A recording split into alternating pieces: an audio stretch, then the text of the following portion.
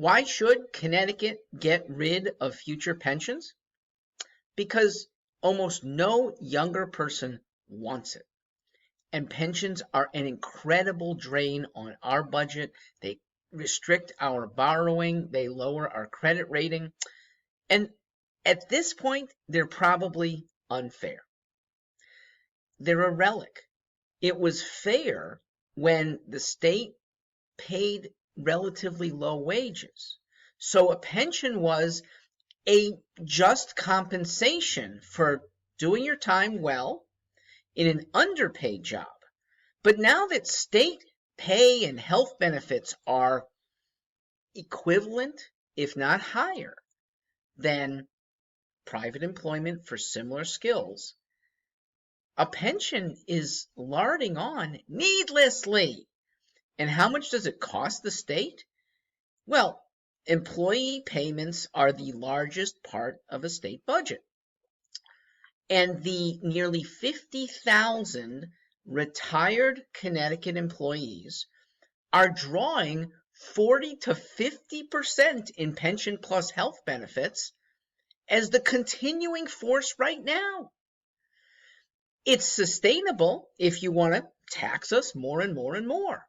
But look who benefits. Very few people.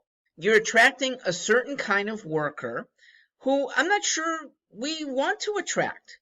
State employment should be for highly skilled and, I think, resourceful employees. We should act like private employers, at least. And yet, a pension attracts people who want to play it safe, at least in their personal lives. And maybe that kind of carries on to a dull administrative job existence that doesn't help us as much as somebody who's more enterprising. There's one type of person we absolutely don't want, yet pensions are allured for this type. The one who wants to punch the clock dutifully, but only until necessary. And then whatever skills, talents she's built up, because it's 22 and a half years or whatever time that it's better for her to say bye-bye, she does. That's not good for the state. We'd like to have employment for as much of your life as you can be productive and reward people for it. And here's the reward that we can afford, at least for younger people who might come to work for the state of Connecticut, who might now have a salary of $55,000 plus pension and health care benefits. Well, how about acting like many private employers do? Instead of paying them $55,000 plus these benefits, pay them $80,000. But say, figure out how to save for your own retirement and do what you need to do for you and your family's health care. There's plenty of options now. There weren't 90 years ago when pensions were kind of in the heyday. Now you don't need that, and almost nobody under 50 needs that. They would almost certainly rather take that big 40+% increase in compensation now. They could get a mortgage. They could put their kids in private school. They could take vacations that they might have not been able to do before. Good deal for them and good deal for the state, because we're saving probably 60 cents for every dollar.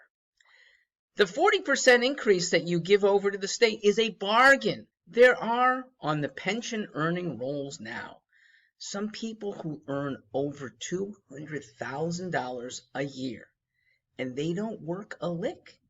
They are retirees under a Tier 1 pension system. I know one of them. She's a nice lady who draws over $200,000 a year. I went to school with her daughter. She and her now deceased husband planned well, and her retirement is well cared for at the state's expense.